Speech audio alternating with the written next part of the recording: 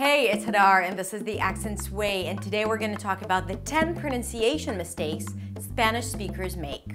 These pronunciation mistakes happen because of patterns or sounds that exist in English but don't exist in Spanish. And sometimes we know it, but we don't know what we need to do in order to change it. And sometimes we don't even recognize that we are making these substitutions or making these mistakes. So this video is here to help you, first of all, understand what are the common mistakes. And I'm also going to give you tools to overcome these challenges and improve your pronunciation. Sounds are dropped at the end of words. For example, instead of saying text, you may say text. Instead of saying mind, you may say mine. In Spanish, there are no words that end with more than one consonant, where there is a sequence of a few consonants, like in texts, or worked, or mind, right? Where you have a consonant sound and then another consonant sound right after. So people, without even noticing, they may drop the last consonant because it's very difficult to pronounce.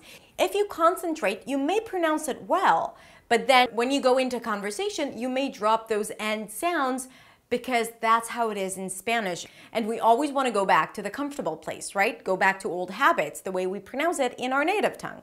So this is how you should practice it. First of all, make a list of words that have 2, 3, and even 4 consonants at the end.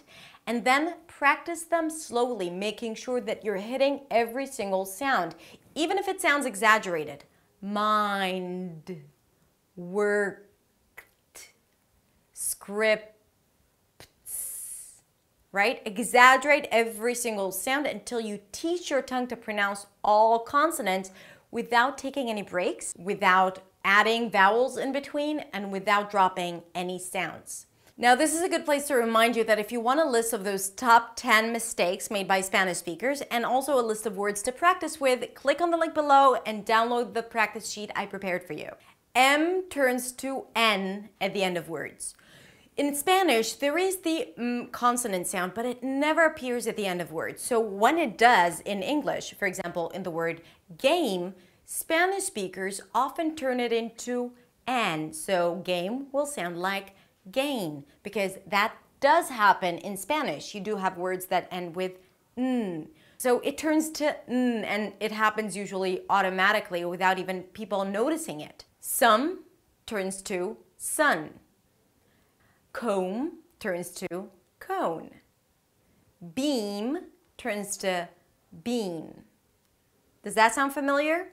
So here's what you need to do. First of all, be aware of it. And when you have words that end with M, make sure that your lips are closed, because for the M, you close the lips and release air through the nose. For the N, the tip of the tongue goes up and touches the upper palate, and still you release air through the nose. So first of all, practice these two sounds. Go back and forth from M to N. To gain control and to be more aware of your articulation organs. And then practice words that end with M and make sure that you close your lips every single time. Seam, comb, ham, and use a mirror if you need to. A Z sound in the middle of words turns into an S. In Spanish, there is no Z in the middle of the word. So again, the common substitution would be to turn it into the closest sound that does exist in Spanish, in this case, S. So a word like husband that needs to have a Z sound in the middle will be pronounced as husband. Reason will sound like reason. When you speak with a lot of S sound instead of Z, it may affect your clarity and overall quality of speech. You want to make sure that you pronounce those Z's correctly. The difference between an S and a Z is whether your voice is activated or not. So for example, let's try this. Put your hands here and pronounce an S sound. S. Now just activate your voice and keep on doing whatever you're doing. Z. Z. You want to feel vibrations here. Z. And then keep this sound as you pronounce words with a Z. Is, was. And yes, I know all of these words have an S in the spelling, but you have to remember that an S represents a Z sound a lot in many of the cases, in the middle of words, at the end of words, so you need to be aware of it, and you need to make sure that you know what these words are. So make a list of words that have a Z sound and repeat them over and over again, making sure that you feel those vibrations and that you're actually pronouncing the Z sound. And if needed, record yourself and listen to it, because sometimes we think that we're pronouncing a certain sound, but we don't really, and only if we listen to ourselves from the outside. If we listen to our recording, then we can tell whether or not we're pronouncing the right sound or not. The y sound is pronounced as je. And then a word like years may sound like jeers, and young may sound like zhang. The difference between the y sound and the je is the placement of the tongue. For the y, the back of the tongue goes up and almost touches the soft palate in the back. Y, you feel the sides of the tongue touch the insides of your teeth. Y, so you need to bring the back of the tongue back. Y and zh. So again, in order to be able to master this challenge, you have to first control your pronunciation. And the best way to do it is to shift from one sound to another. So do it with me. Y, zh. Y, zh. Young. And you want to make sure that you don't hear that zh sound. Young, year, you, and not Jew, you. Make sure it's a little cleaner than the j sound. And yellow. And it shouldn't sound like jello, because jello is a different word. And on the other hand, make sure that words that begin with the j sound, like job and just, are not pronounced with a y sound, like yob and yust. Okay, so this substitution can go back and forth. So be aware of these two sounds and remember that the y sound is usually represented with the letter Y. Similar vowels are pronounced the same, and then leave and live will sound the same. Leave, leave. Pull and pull will sound the same. Pull, pull.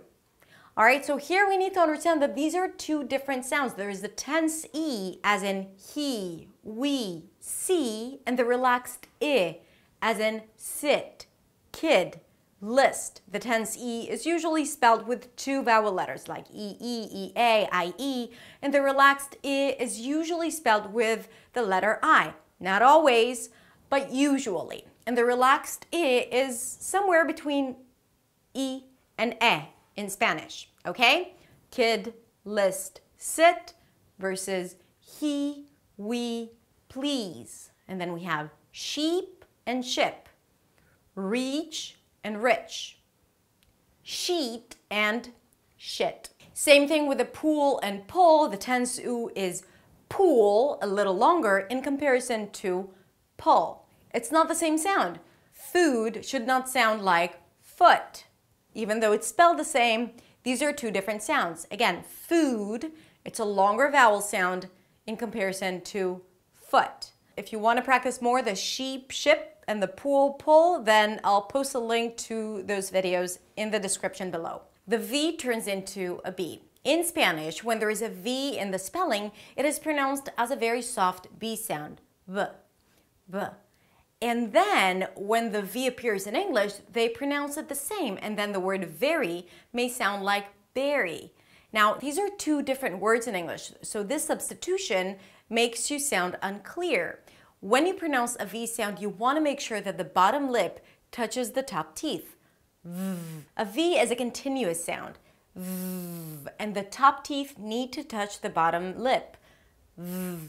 A B is a stop sound where both lips touch together. B. B. Even if they touch really softly, V. V. It's still a different sound. It's still going to sound more like a B rather than a V.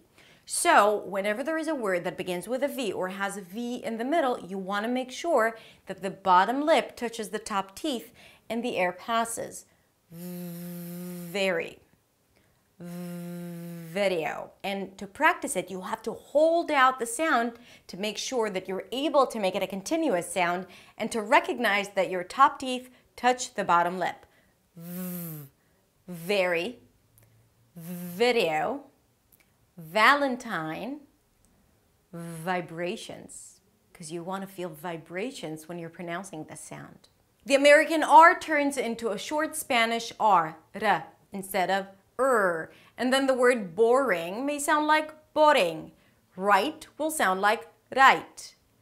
And then what you need to do is, first of all, understand that the tip of the tongue should not touch anything when you pronounce the R sound, unlike in Spanish where the tip of the tongue touches the upper palate.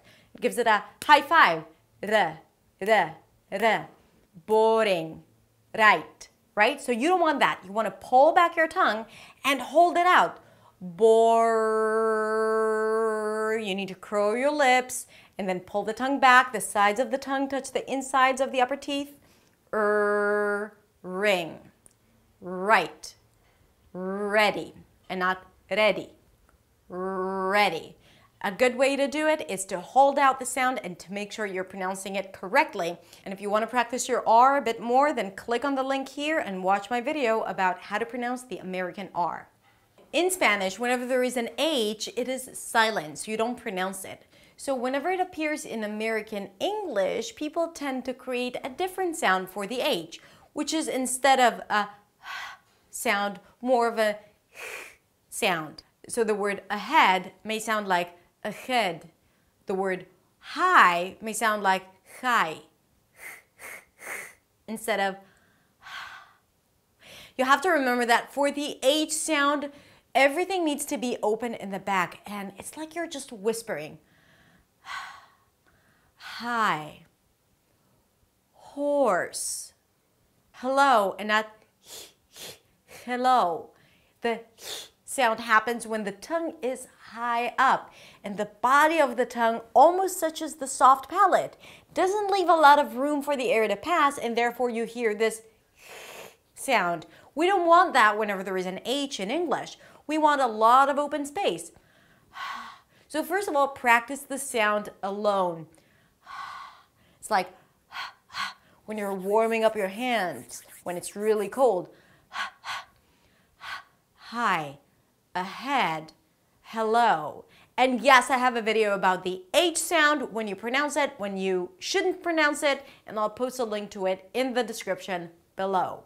Adding vowels at the beginning of words that begin with ST. So instead of street, you'll hear a street. In Spanish, every time there is a word that starts with ST, there is always a vowel before. So what you're probably doing is applying this pattern automatically, and every time there is a word that begins with ST, and there are plenty of those in English, you add a vowel before. Street, strange, stripes. And this is how you should practice it. Start with an S sound. Make sure that you know what your tongue is doing for the S. And from there, move on to the rest of the word. Street. Stay. Staff. And not a staff. A stay. And again, I believe that awareness is key. So you'll notice that once you are aware of it, you'll stop doing it. Or at least you'll know that you're doing it and gradually be able to stop doing it as you speak. The TH turns into a T or a D. So think turns to think and they turns to day. In most Spanish dialects, there is no TH sound. In American English, you have to stick the tongue out for the TH sound. In Spanish, people tend to keep the tongue inside and then it sounds like a T.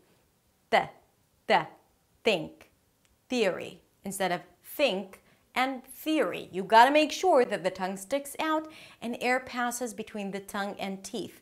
Just like with a V, it's a fricative, so you have to feel the air flowing between the teeth and the tongue. Think. That's the voiceless TH, and it's substituted with a T sound in comparison to they, the voice TH, which is substituted with a D sound. They.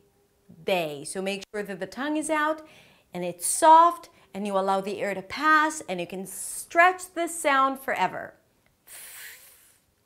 Okay, that's it. Thank you so much for watching. These are the top 10 pronunciation mistakes made by Spanish speakers. Now, of course, these mistakes are common for not only Spanish speakers, but other speakers as well. But the combination of the 10 is very common for many speakers of different dialects of Spanish. Leave a comment below. Tell me if you find yourself making any one of those mistakes, and tell me where you're from. Thank you so much for watching. Don't forget to subscribe, and I'll see you next week in the next video.